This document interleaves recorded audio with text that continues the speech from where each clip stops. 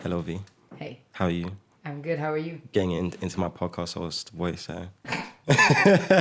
Anyway, yeah. So we have a American on our show.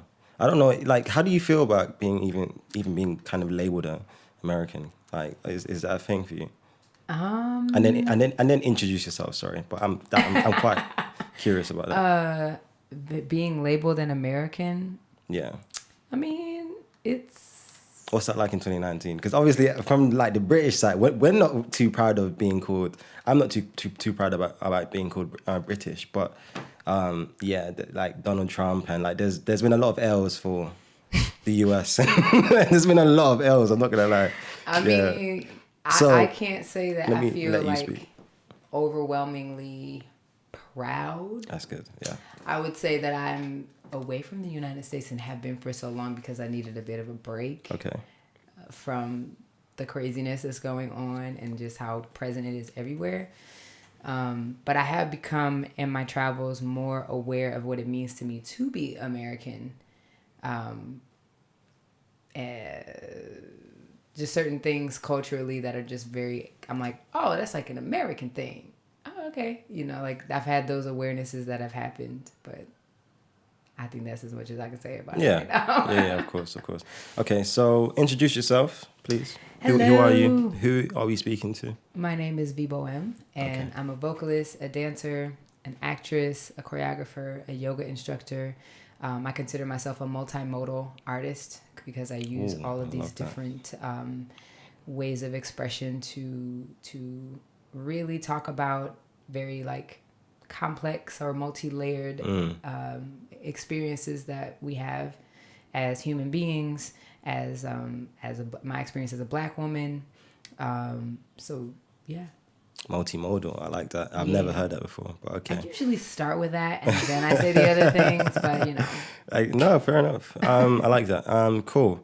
So thank you for coming on and speaking to us. Like, when I heard some of your story, I was like, okay, yeah, you definitely be like a really interesting person to speak to.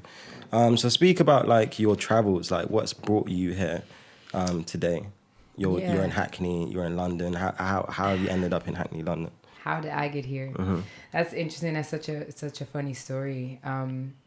People have been telling me to come to London for the longest time through the years, and you know. And I was just like, okay, yeah, cool, you know. So like I traveled to Paris a year ago in October, and I spent a lot of time there just like checking out the scene, the musicians and the clubs and things like that. And London was like so close, but I still just like didn't find that connecting point to get here. And my drummer back in the States, one of the drummers that I work with all the time, he met Mesa Ibrahim, who runs Brave Poets. Yeah. They met in California actually, like a couple of years ago, and you know, by way of them both posting things, and he came to London and he did a tour around London, and just by way of communicating that way, I got connected with Mesa, and so we've been like talking to each other over the internet, over Instagram for a couple of years now, but had never like met.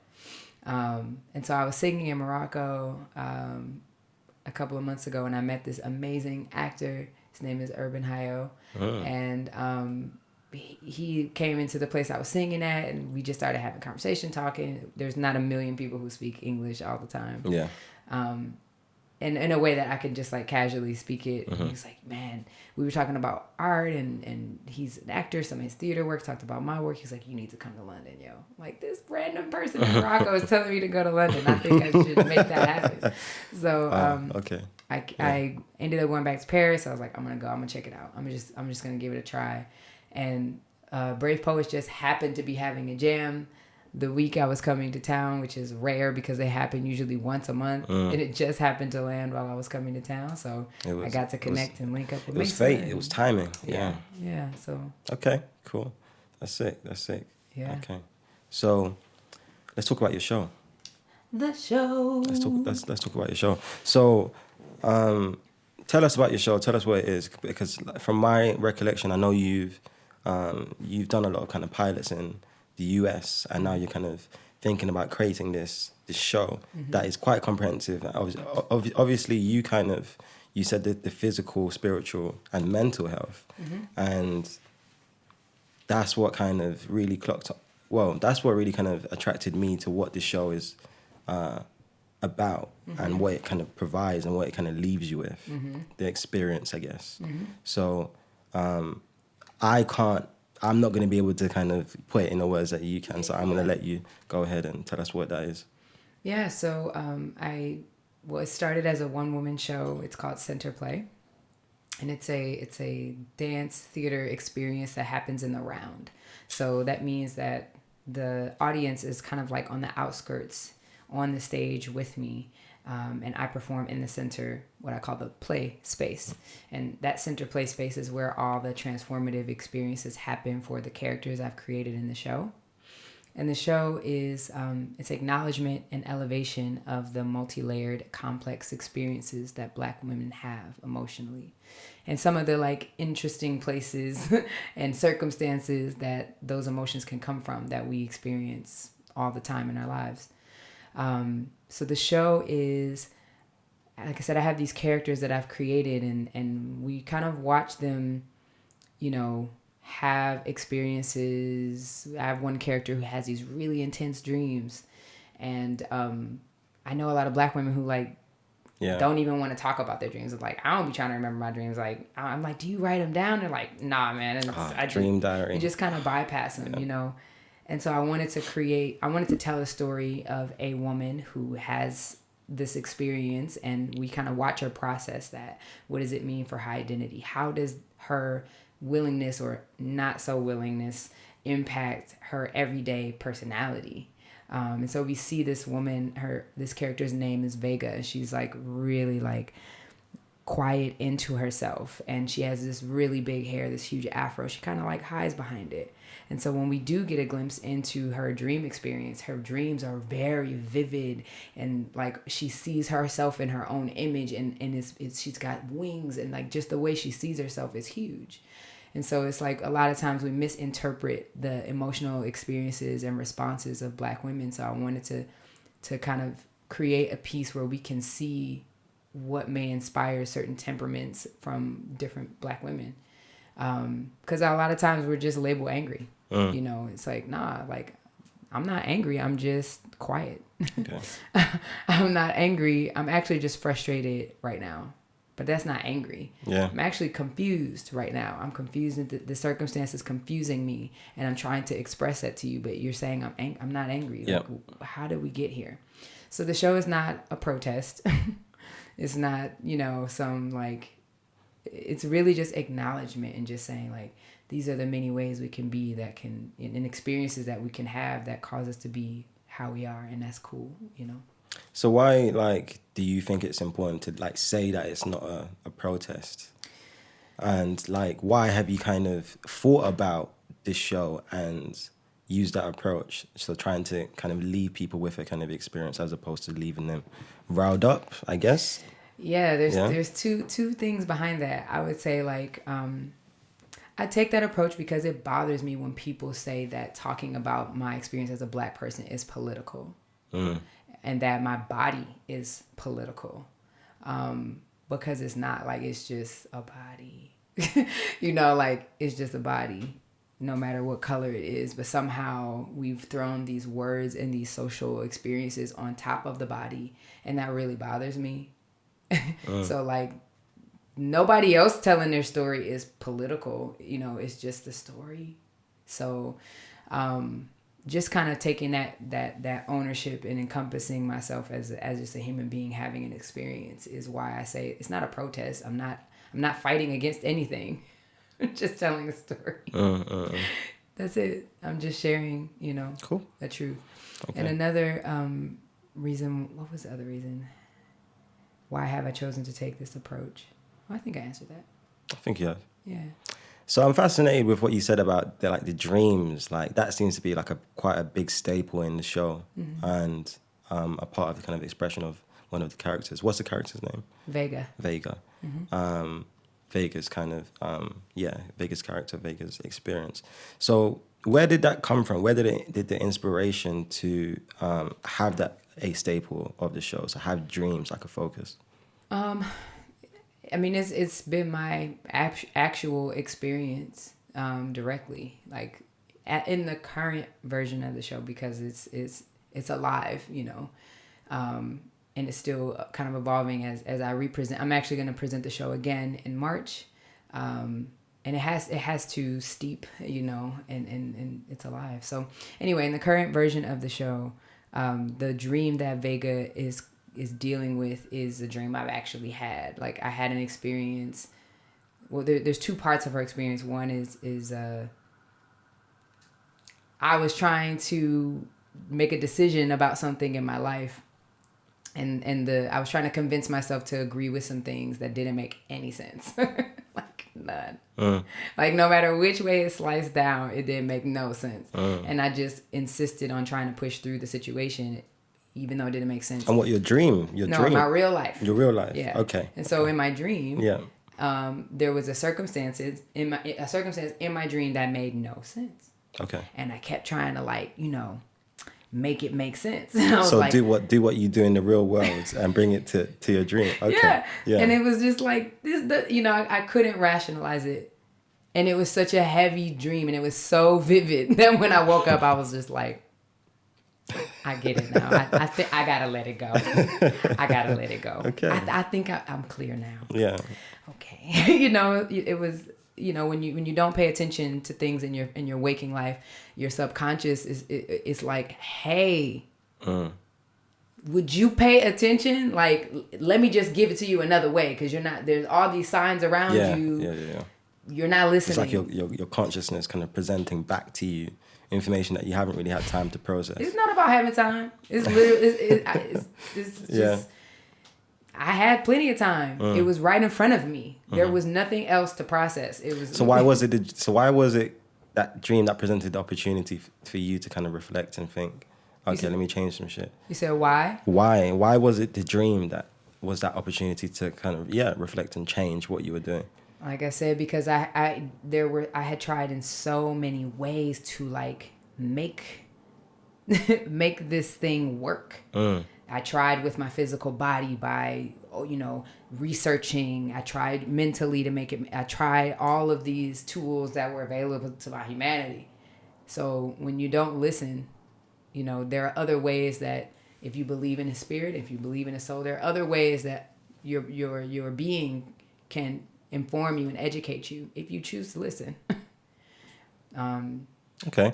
So have you heard about other people that have had those experiences? Because you're saying that this is kind of things that Black women experience or would experience. Like, what do I you, can like, say, could I you know clarify I've that? heard from many Black women is waking up in the middle of the night. And it's not just Black women who experience this, or what we call the witching hour, right? Like, I've heard from many Black women that they wake up at between, like, 3 and 6 a.m. And they don't know why they woke up, but they just try to go back to sleep. It's like, just kind of process it. Like, pause for a minute. You didn't wake up for no reason at all. Like, just give it a second. Like, but a lot of times they're just women that I have spoken to are like, nah, it feels weird.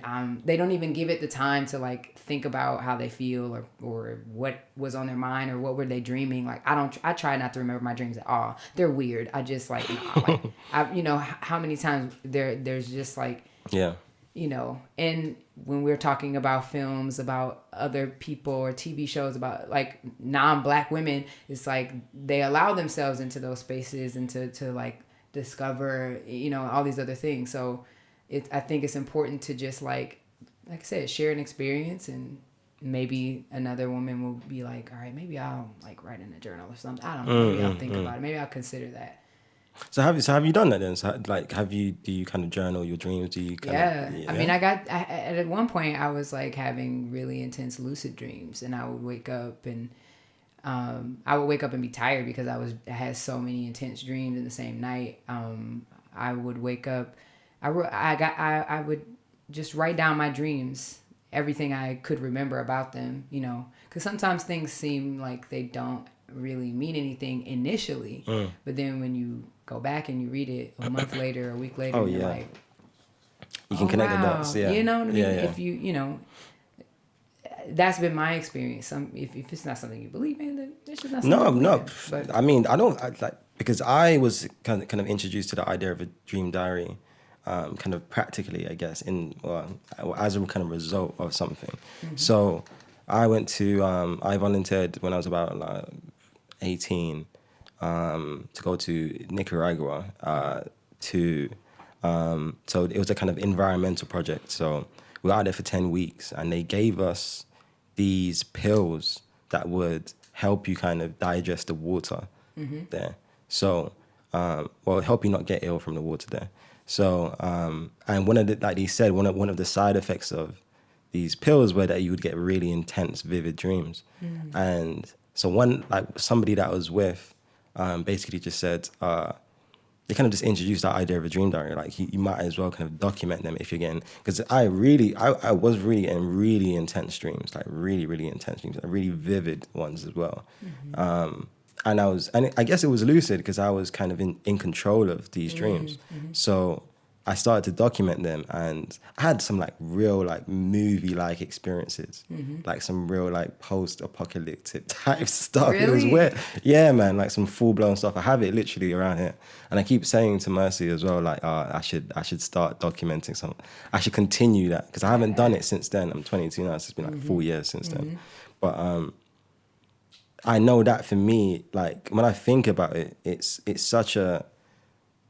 I'm quite fascinated by it because I think it's just that piece that we don't really notice or pay much attention to, just because like we wake up and then like you just switch on. Yo, yeah. You just switch on, your life it starts. You have to be stimulated by something.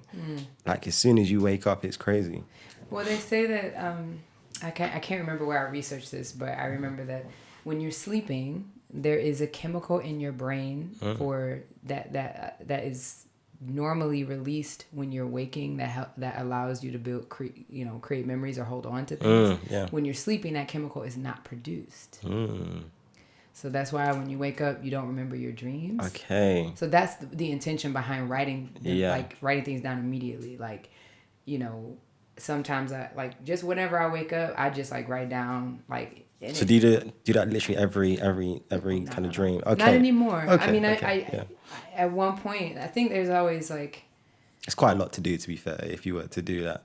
No, sometimes see we put all kinds of expectations on journaling and things like that. A journal is a book with paper in it. It does not have emotions or feelings. It's not going to judge you and be upset with you because you haven't written in it. Well, I'm literally just talking about the time and the effort that it takes to wake up and do that first thing in the morning. But does it really take time and effort? Yeah. You can just create like a voiceover on your phone. That too. I encourage people. True. Yeah, you're right.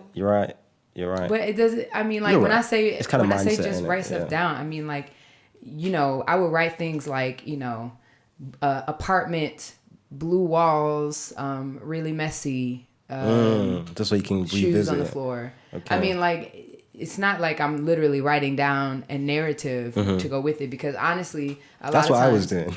I mean, you can do that, but like if you want to just remember quickly. Because even sometimes it's still slipping away when you wake up. But if you can just write those things, you'd be surprised how much you will remember when you just see those key things. Yeah. You'll get the vision back. Reference, you know what I mean? Yeah. Cool. That's cool. All right. So moving on from that, I haven't seen, like I've seen some clips that Mesa showed me. And it seems like like it's a spectacle, to say the least. The show? But, yeah, for sure. Yeah. But just you performing, just you performing, because I think you were performing at a gig, but it was like a live band playing. I think Mesa was filming you, and you kind of just dancing, you kind of just feeling the vibe of the place, and you don't really see that much. So when you see it, it's like a real reminder. Like it just makes. My immediate thoughts and feelings is that like you're really in tune with yourself. But I guess maybe it's the music, it's the art, it's your passion for the music and the art of things that kind of allows you to kind of express yourself in that way. But like, just as someone that observes and knows that's not the typical performer.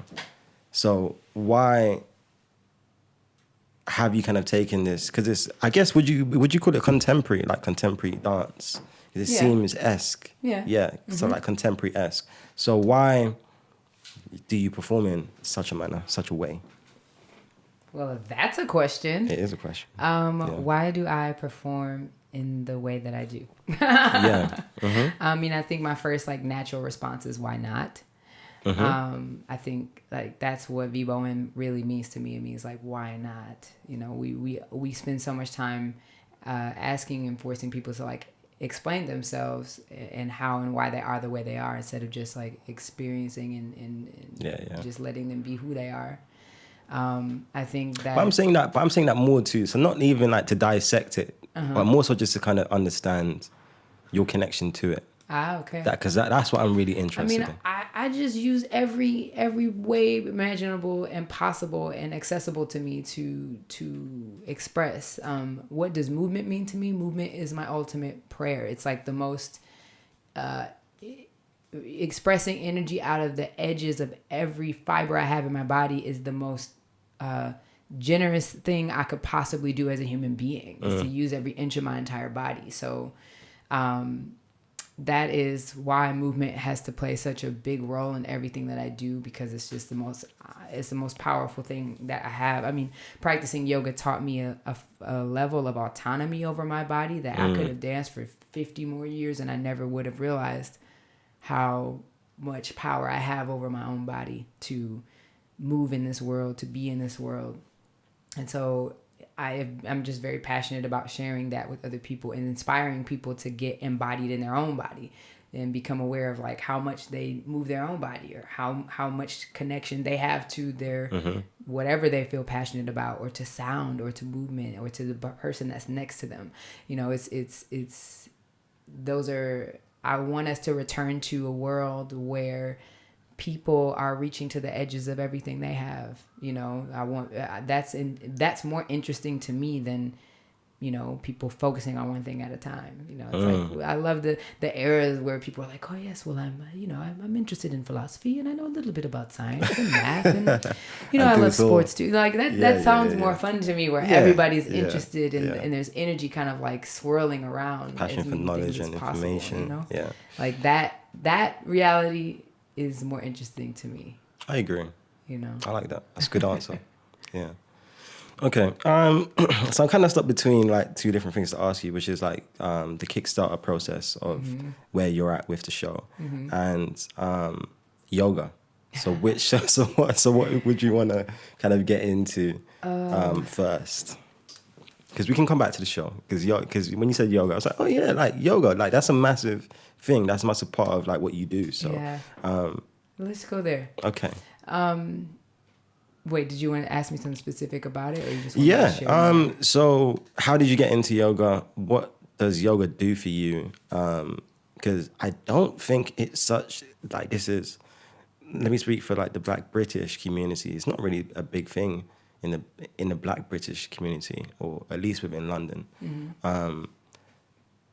So just out of like meeting people. I would say I started practicing yoga like in college, because I was always like, I was just always in my head really bad. And I still deal with that from time to time too. I don't think it's something that's ever necessarily going to just like totally leave me. It's just something I have to work on.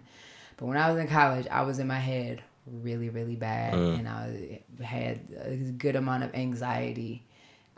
So I started practicing Bikram yoga to just like breathe and like try to calm my mind down just a bit. Because sometimes I would have so many thoughts in my head at a time, my eyes could just cross. Like I would have to occupy my mind to be present in a room. And I learned that from having some really solid friends at one point. Like we would be hanging out and I would always be playing this game on my phone, like this puzzle game. And finally, one day, one of my good friends, Chelsea, was just like, she threw something at me. It was like, why are you always playing that stupid game on your phone? Why can't you just be here with us? Like, we're hanging out, we're chilling. Like, why do you do that? And I was like, because I have to occupy my mind just to sit here. And like, it was the most natural response ever. I didn't know I was going to say that. She didn't know I was going to say that. Nobody knew. We all just kind of sat there. And then she just came over and hugged me and was like, yo, I'm sorry. I didn't realize. I was like, I didn't know either. But yeah, it would just be so much in my head at one time. And it just was really hard to focus. So that's kind of how I got into it. And then I left it for a while and started dancing professionally. And at a certain point, out of vanity, really, you know, I was in Minnesota and I was dancing and I was like, I want way better focus. I want to kill it. I want to be, you know, like, I just want to be like, I want to be that dancer I can see in my mind, you know, like, it's just really just straight vanity. So I started practicing and I got really into it. Somebody gave me a recommendation for a yoga studio, Core Power Yoga, which is like really intense, heated power yoga. Like, it's awesome. What, swaying and dripping and all that yes, stuff? Yes. Yeah. I loved it. But eventually there came a point where, I got really into it and decided to do the yoga teacher training program. But I had been dancing full time, and which was cool. But I had come to a point where I really wasn't happy anymore dancing as my full-time job. I had some distaste with like certain things in the industry at large, in the concert dance world. And I just... Can you name quickly some of those things? Some of those things? I mean, just, you know, I would just say like there's, I mean, money is an obvious one in terms of like, I was making the same amount of money for majority of my career. Like, you know, it was a situation where I wanted to try to live on whatever I was making as a dancer. I didn't want to have, I wanted to focus on being a dancer instead of trying to have 10 jobs. But that was just, you know, I mean, that was a me thing, you know. I could have worked more jobs, but I wanted to have an opportunity, because even when I was in college, I had like 5 jobs just trying to, I was like, I just want to dance, you know. So I tried to take that opportunity, but it was frustrating. And, but I think just frustration with the industry as a whole, to how can we elevate this? Like, you know, my first contract, I made about 10 grand for, how many months was the contract? Like 7 or 8 months, you know, for 10 grand. And I was dancing 5 hours a day at least, you know. And I had another job in the daytime too, you know. I mean, and it's not like this is unusual, but it made me really like, how can we shift our industry? I mean, and it's so that's what why I took a break, to kind of like think about that and figure out how can I be helpful to my industry. Right now, I'm just feeling some type of way about how things are and where they are. I want to do some theater work. I want to, you know, branch out. What can you do to kind of change that? Or kind of, yeah. I mean, that's what I've been spending a lot of time thinking about. You know, it's not just like, you know, there's tons of things that are wrong. The mind frame in which we go about our industry, sometimes people are like, people need to stop asking dancers to work for free. It's like, we need to express what the value is of our work. Yeah. Maybe, I mean, we need to speak from a position of power. Yeah. I don't think we should just be offended as people ask us to do work for free. People are going to ask you according to what they have. I mean, like, that's... Just show them the value. I mean, yeah, it's this, that's like, I just, not that we shouldn't care about that, but I think if more dancers said, no, this is how much it costs to do that thing, then the way people treat us as an industry would shift. Yeah, like, of course. You know what I'm saying? I think like we gotta work from. So is there much of like a dancers union then, if that makes sense? Not have a union. That is something that I've thought about. Okay. There's a lot of protections we don't have. We work in really interesting conditions. There were times when we were asked to work. I mean, we supposed to have a day off. What do you mean? This is day 7. How are we working day 7? How is this happening? Why is no dancer in this room willing to say, excuse me, you have gone beyond what we are contracted to be doing? Why are all of us none of us, myself included, speaking up? Why do we feel afraid to do that? We've worked for 14 days right now. So that happens. Is that like common? Wow. It has happened before. I mean, I'm just saying, I wasn't in a position to make a serious change about it at the moment. I was more frustrated than I had solutions to offers at the table. So I decided to step back from the industry. That's quite an incredible kind of, it's quite incredible to have that awareness and then to kind of do that, if that makes sense. Okay. Yeah, no, it is. I think it is. I think it is, because what did you then go on to do? I went to learn from other industries and look at what are they doing in theater, because they got a whole union in the United States, and people are, and it's like, on the one hand, it's like, oh yeah, well, people are more entertained by theater in different ways and this and that. It's like I feel that, but at the same time, like it's America. Like, we convince people to pay for all kind of stuff they don't even need. Yeah, consumer land. Yeah, there's got to be a way we can shift this. I'm not exactly sure how we gonna do it, but we can, cause capitalism. So like those of us who are like, it's where there's art will, there's a form way. and I don't want to. That's fine. Continue to do what you're doing and do it how you want, but. It's my vision to be able to eventually help us to start a union. It's not that we need to say, well, you need to pay people this much. It's not just about that. It's about saying we need parameters, okay? Yeah. If you're going to ask people to work for free because you cannot pay them. I've had instances where I've had to ask people because I didn't have a budget. I've had instances where I've done work for other people, right? Like, that's not wrong.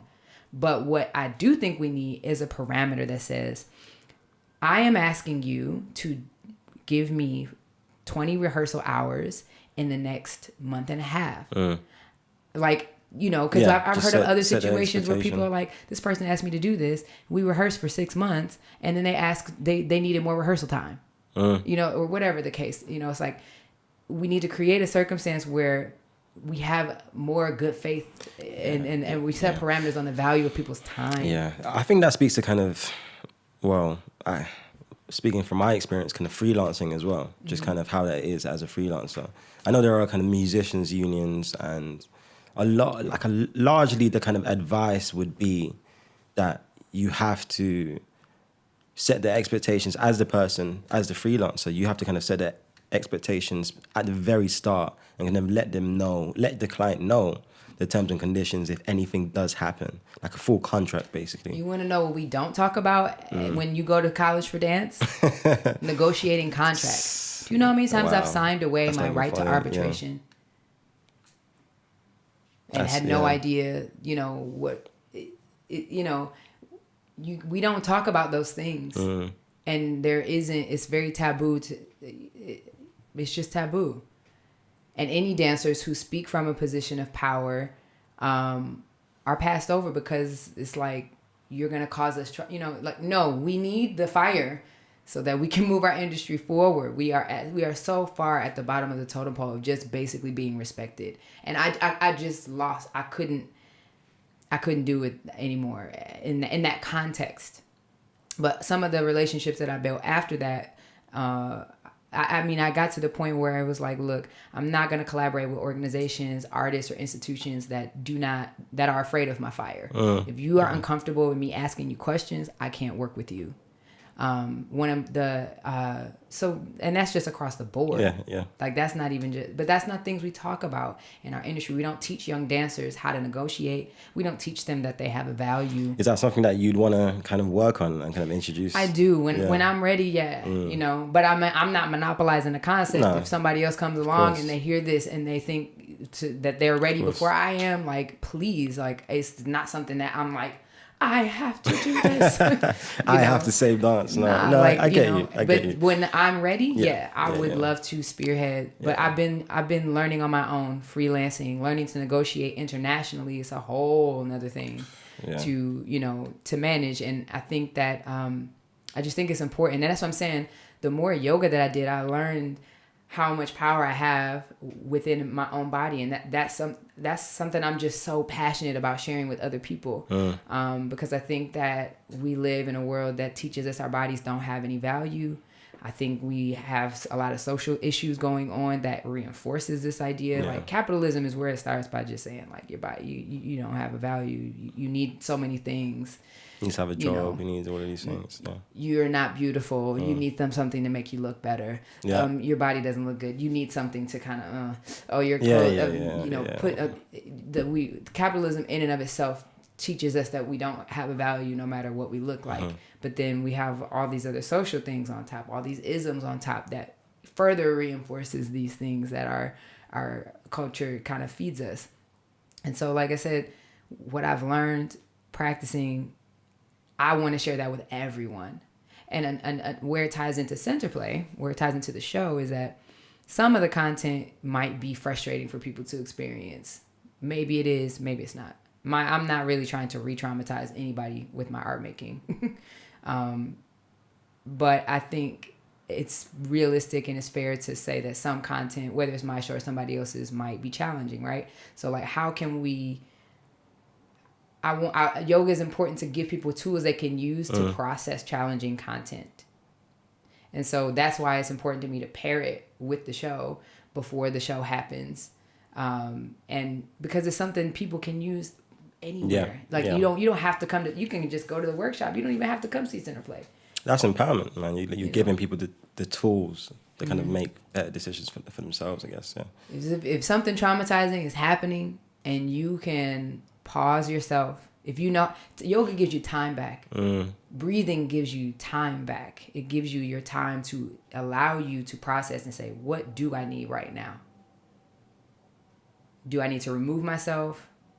Do I need to remove myself and come back, or do I need to leave altogether? Where am I? Am I too far beyond, is being here helping me right now or not? Right? I'm in this disagreement with my partner. Like, this person's really upset. He's yelling. I'm not really trying to yell. I gotta go. Or you're like, you know what? Let me just breathe. Can you breathe with me? Okay, like, I think if we breathe together, we can like get to a place where we can have a conversation. It's like so many ways you can use the tools that you can learn in a yoga practice. Like, that I just think is important to share with people. Do you meditate? Because it sounds like I've done a lot of, recently I've done some kind of like mindfulness sessions, and that was my first time being a part of like a group meditation. And that was it was I guess one of my kind of more recent, to my recollection, because I think I have done like meditation before in different kind of ways, but doing a kind of proper one in a group was really good, and having someone kind of guide you through, so having someone kind of lead that as well, that helped me kind of get to a stage where I actually had time to kind of process things for myself, and even just kind of be in tune with my body more so. That's kind of the biggest thing that I kind of took away from it. And that's why obviously when you speak about what yoga does for you and how that kind of brings you in kind of better relation, better understanding with your body and movement, meditation kind of just spoke to me. That kind of just came to me. So is that something that you do as well? Is that something that yoga actually incorporates? Yeah. Yoga, the yoga practice is a moving meditation. It's really challenging for me to separate the practice, the physical practice, from the mental. I'm not a person who like typically just like does it. No, I do actually. I'll do seated meditations by myself, but really short, like 3 minutes, That's also something for my fundraiser that I've been working on, is the Hey Sis meditations. Okay. They are 3-minute meditations. That's one of the perks. You get 30 days of Hey Sis meditations. And it's basically me just like checking in and being like, oh, that's sick. Hey sis, what's cracking? I know you're on the run right now, but I need you to stop what you're doing. I need you to sit down. I need you to put your purse down. Put your coffee down. Put your soda, your pop, whatever you have. Just like sit. Oh, yes. All right. Put both feet down on the ground. Close your eyes. Like, in guiding, once a day, you can just like tune in and have enough, Yeah, I think that's a great idea. Yeah, honestly. So just to further empower women, especially with CENTERPLAY, it's the Hey Sis meditation. Oh, I like that. I like how that ties into. Yeah, just to like give, that you can start January off with your Hey Sis meditations every day, like, So I do them short though if I that's do cool. like a that's seated, cool. but typically I think that taps into where you're at right now. So where are you at right now with the show? What's going on? I recently helped you kind of film your video, your Kickstarter video. So what's going on? IndieGogo. Yeah. I switched to IndieGogo instead of Kickstarter. Okay, IndieGogo. But is that like a properly branded thing now to actually say Kickstarter? I thought that just kind of meant. oh no, Kickstarter is one website. Yeah. One crowdfunding site. Okay. But there are many now. Crowdfunding. That's probably there's the better thing to. Yeah. Yeah. Mhm. Okay. Cool. So where we are right now is I just launched the IndieGogo yesterday. Nice. And I am working to raise 25 grand to reproduce CENTERPLAY at the Guthrie Theater, which is a huge theater in Minneapolis, Minnesota. It's one of the largest, most prominent regional theaters in the nation. There's Broadway, off-Broadway, and then regional theater is like the entire nation outside of New York City, right? So there's like all kinds of world-class theaters across the country. But they are presenting CENTERPLAY as a part of their 2019-2020 season in the spring. And so, yeah, there's a lot of things that they take care of, but there's also a lot of things I have to. And so I'm calling on my community to help me make this a reality. Another reason why I am in London right now is because I've had some interest from a director and a producer to bring CENTERPLAY here. Sick. Yes.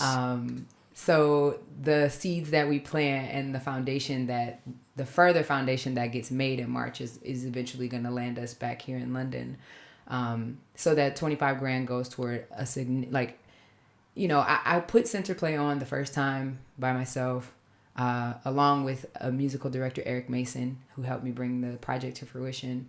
But in terms of like what makes it really hard to do a one-person show is like in the production side, it's just me. So like I don't have anybody I can be like, yo, can you pick up some of these flyers? Can y'all all put like 10 somewhere different? Like, can somebody pick up the costumes and bring, like there is nobody else. It's just me.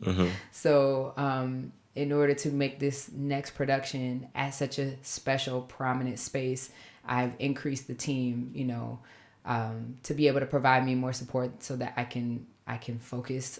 Of course, yeah. So I've allotted for a